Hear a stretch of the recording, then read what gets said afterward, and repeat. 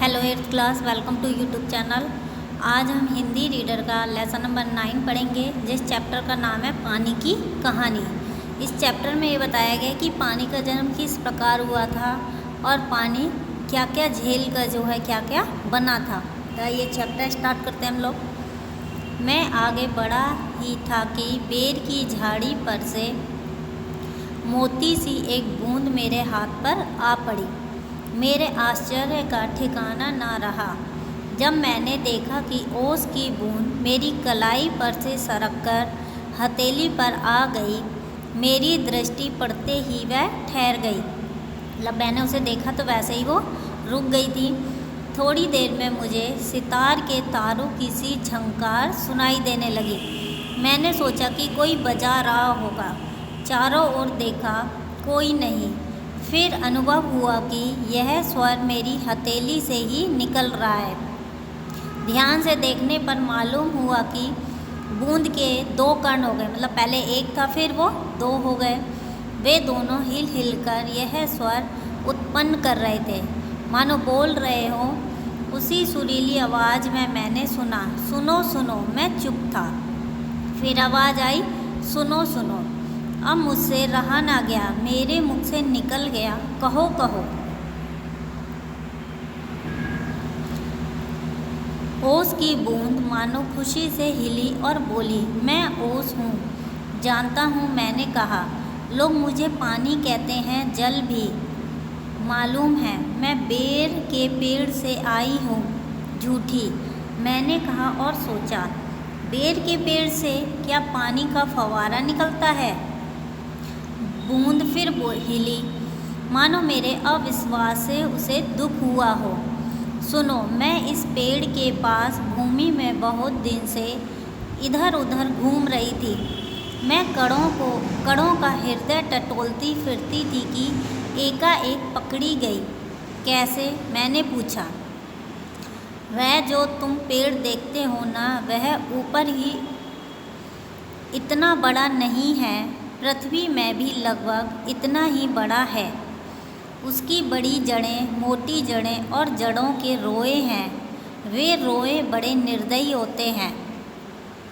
मुझ जैसे असंख्य जल कणों को वे बलपूर्वक पृथ्वी में से खींच लेते हैं। कुछ तो पेड़ खा जाते हैं और अधिकांश का सब कुछ छीनकर उन्हें बाहर निकाल देते हैं। क्रोध और घृणा से उसका शरीर कांप उठा। किसका? ओस का। क्या तुम समझते हो कि वे इतने बड़े यूं ही खड़े हैं? उन्हें इतना बड़ा बनाने के लिए मेरे असंख्य बंधुओं ने अपने प्राण नाश किए हैं। मैं बड़े ध्यान से उसकी कहानी सुन रहा था। हाँ, तो मैं भूमि के खनिजों को अपने शरीर में घुलाकर आनंद से फिर रही थी कि दुर्भाग्यवश एक रोए से मेरा शरीर छू गया। मैं कांपी। रोए होते हैं कांटे। दूर भागने का प्रयत्न किया, परंतु वे पकड़कर छोड़ना नहीं जानते। मैं रोए में खींच ली गई। फिर क्या हुआ? मैंने पूछा। मेरी उत्सुकता और बढ़ती चली गई। मैं एक कोठरी में बंद कर दी गई। थोड़ी देर बाद ऐसा जान पड़ा कि मुझे कोई पीछे से धक्का दे रहा है और मानो हाथ पकड़कर आगे खींच रहा हो। मेरा एक भाई भी वहाँ लाया गया। उसके लिए स्थान बनाने के लिए मुझे दबाया जा रहा था। आगे एक और बूंद मेरा हाथ पकड़कर ऊपर खींच रही थी। मैं उन दोनों के बीच पिस चली। मैं लगभग 3 दिन तक यह सांसत भोगती रही, मतलब ये दुख भोगती रही। मैं पत्तों के नन्हे नन्हे छेदों से होकर जैसे तैसे जान बचाकर भागी।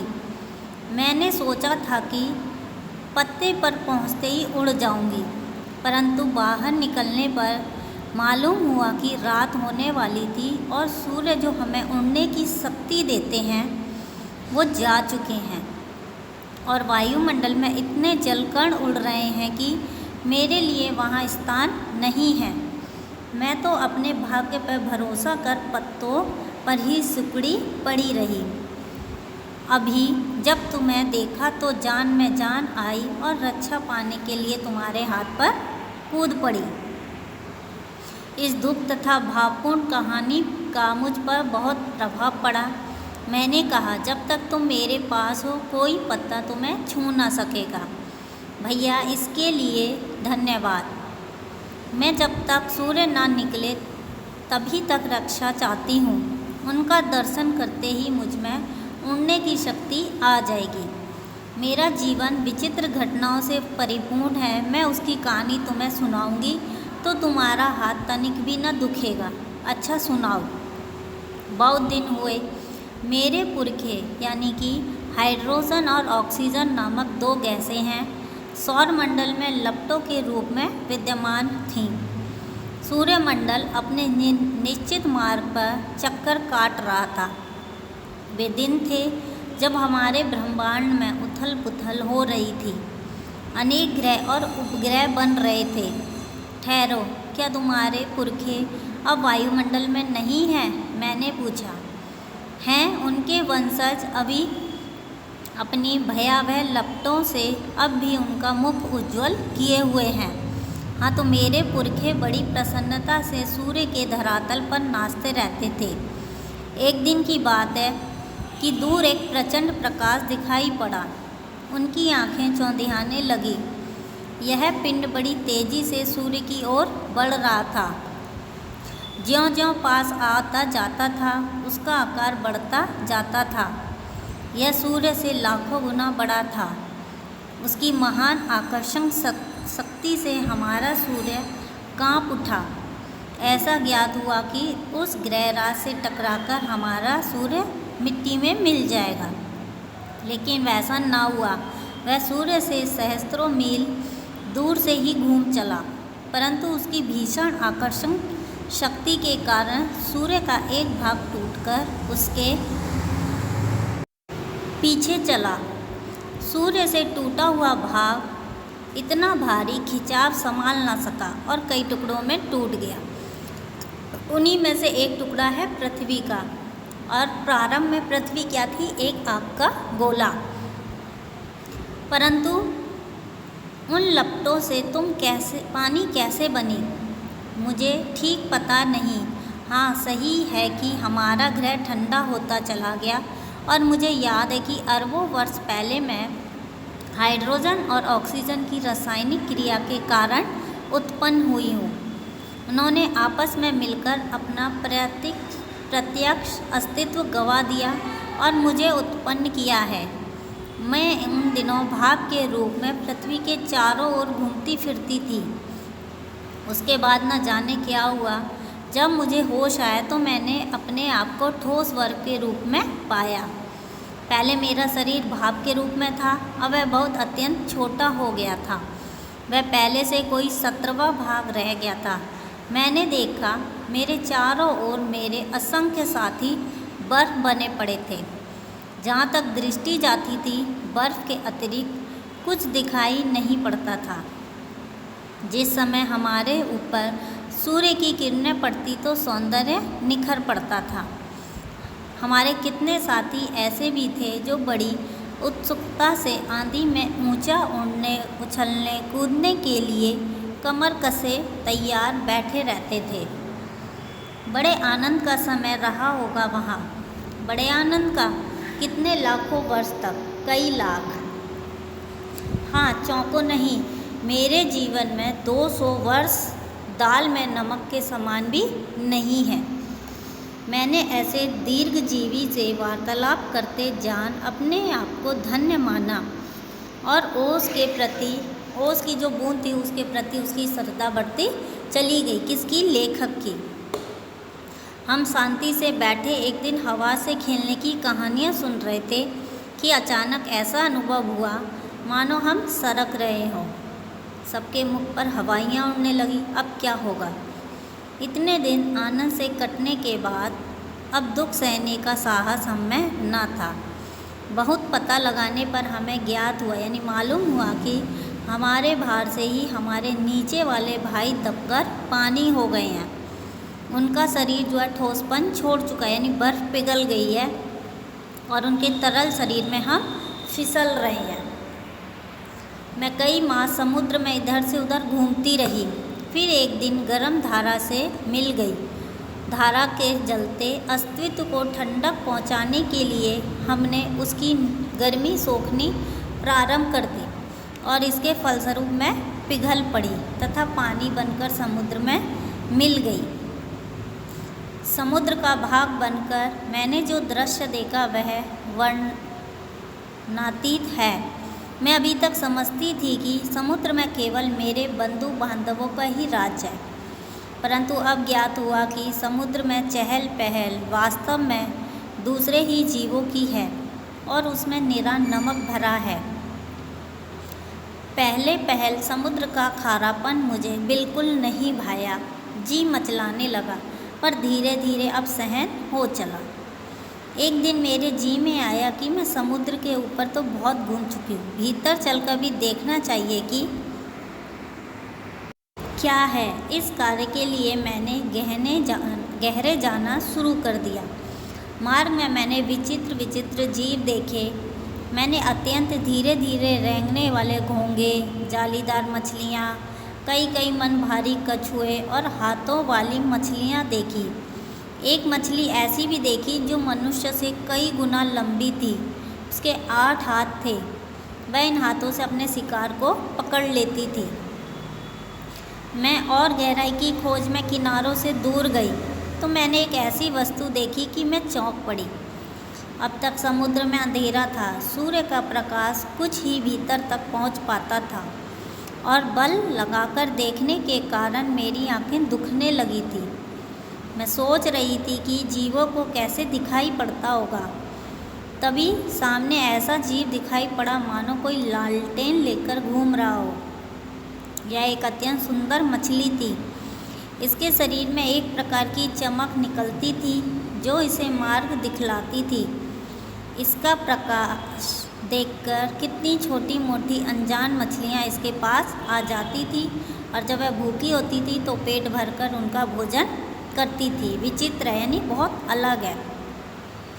जब मैं और नीचे समुद्र की गहराई तक मैं पहुंची तो वहाँ देखा जंगल हैं, छोटे टिकने मोटे पत्ते वाले पेड़ बहुतायत से उगे हुए हैं। यहाँ पर पहाड़ियाँ हैं, घाटियाँ हैं। इन पहाड़ियों की गुफाओं में नाना यानी अलग अलग प्रकार के जीव रहते हैं जो निपट, अंधे तथा महाआलसी हैं। महाआलसी क्यों? जब उन्हें कुछ दिखता नहीं तो वो पड़े रहते हैं। यह सब देखने में मुझे कई वर्ष लगे। जी में आया कि ऊपर लौट चलूं, परंतु प्रयत्न करने पर जान पड़ा कि यह असंभव है। मेरे ऊपर पानी की कोई 3 मील मोटी तह थी। मैं भूमि में घुसकर जान बचाने की चेष्टा करने लगी। यह मेरे लिए कोई नई बात न थी। करोड़ों जल कण इस भांति अपनी जान बचाते थे और समुद्र का जल नीचे धंसता जाता था। मैं अपने दूसरे भाइयों के पीछे पीछे चट्टान में घुस गई। कई वर्षों में कई मील मोटी चट्टान में घुसकर हम पृथ्वी के भीतर एक खोखले स्थान में निकले और एक स्थान पर इकट्ठे होकर हम लोगों ने सोचा कि क्या करना चाहिए। कुछ ही सम्मति में वहीं पड़े रहना ठीक था, परंतु हमसे कुछ उत्साही युवा भी थे। वे एक स्वर में बोले, हम पृथ्वी के हृदय में घूम घूम कर देखेंगे कि भीतर क्या छुपा हुआ है। अब हम शोर मचाते हुए आगे बढ़े तो एक ऐसे स्थान पर पहुँचे जहाँ ठोस वस्तु का नाम भी न था। बड़ी बड़ी चट्टानें लाल पीली पड़ी थी। नाना प्रकार की धातुएं इधर उधर बहने को उतावली हो रही थी। इसी स्थान के आसपास एक दुर्घटना होते होते बची। हम लोग अपनी खोज में इतने प्रसन्न थे कि अनाधुंध बिना मार्ग देखे बढ़े जाते थे। इससे अचानक एक ऐसी जगह जा पहुँचे जहाँ तापक्रम बहुत ऊंचा था। यह हमारे लिए असह्य था। हमारे अगुआ कांपे और देखते देखते उनका शरीर हाइड्रोजन और ऑक्सीजन में विभाजित हो गया। इस दुर्घटना से मेरे कान खड़े हो गए और मैं अपने बुद्धिमान साथियों के साथ एक ओर निकल भागी। अब हम लोग एक ऐसे स्थान पर पहुँचे जहाँ पृथ्वी का गर्भ रह रहकर हिल रहा था। एक बड़े जोर का धड़ाका हुआ। हम बड़ी तेज़ी से बाहर फेंक दिए गए। हम ऊंचे आकाश में उड़ चले। इस दुर्घटना से हम चौंक पड़े। पीछे देखने पर ज्ञात हुआ कि पृथ्वी फट गई और उसमें से धुआं, रेत, पिघली धातुएं तथा लपटें निकल रही हैं। यह दृश्य बड़ा ही शानदार था और इसे बार बार देखने की इच्छा होने लगी। मैं समझ गया तुम ज्वालामुखी की बात कर रही हो। हाँ, तुम लोग इसे ज्वालामुखी कहते हो। अब जब हम ऊपर पहुँचे तो हमें भाप का एक बड़ा दल मिला। हम गरजकर आपस में मिले और आगे बढ़े। यहाँ हमें पुरानी सहेली आंधी के भी दर्शन हुए। वह हमें पीठ पर लादे कभी इधर ले जाती कभी उधर। वह दिन बड़े आनंद के थे। हम आकाश में स्वंच किलोले करते फिरते थे। बहुत से भाप जल कणों के मिलने के कारण हम भारी हो चले थे और नीचे झुक आए थे। एक दिन बूंद भरकर नीचे कूद पड़े। मैं एक पहाड़ पर गिरी और अपने साथियों के साथ मैली कुचैली हो गई। एक ओर बह चली। पहाड़ों में एक पत्थर से दूसरे पत्थर पर कूदने और किलकारी मारने में जो आनंद आया वह भूला नहीं जा सकता। हम एक बार बड़े ऊंचे शिखर पर से कूदे और चट्टान पर गिरे। बेचारा पत्थर हमारे प्रहार से टूटकर खंड खंड यानी टुकड़े टुकड़े हो गए। यह जो तुम रेत देखते हो, पत्थरों को चबा चबा कर हम ही बनाते हैं। जिस समय हम मौज में आते हैं तो कठोर से कठोर वस्तु हमारा प्रहार सहन नहीं कर सकती। अपनी व्यर्जों से उन्मुक्त होकर हम लोग इधर उधर बिखर गए। मेरी इच्छा बहुत दिन से समतल भूमि देखने की थी, इसलिए मैं एक छोटी धारा में मिल गई। सरिता के वे बड़े मज़े के दिन थे, यानी नदी के। हम कभी भूमि को काटते, कभी पेड़ों को खोखला कर उन्हें गिरा देते। बहते बहते मैं एक नगर के पास पहुंची। मैंने देखा कि नदी के किनारे पर एक ऊंची मीनार में से कुछ काली काली हवा निकल रही है।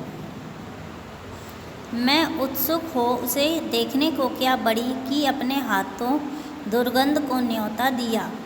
ज्यों ही मैं उसके पास पहुंची, अपने और साथियों के साथ एक मोटे नल में खींच ली गई। कई दिन तक मैं नल नल घूमती फिरी। फिर मैं प्रतिक्षण उसमें से निकल भागने की चेष्टा लगी रहती थी। भाग्य मेरे साथ था। बस एक बार रात के समय मैं ऐसे स्थान पर पहुंची जहां नल टूटा हुआ था।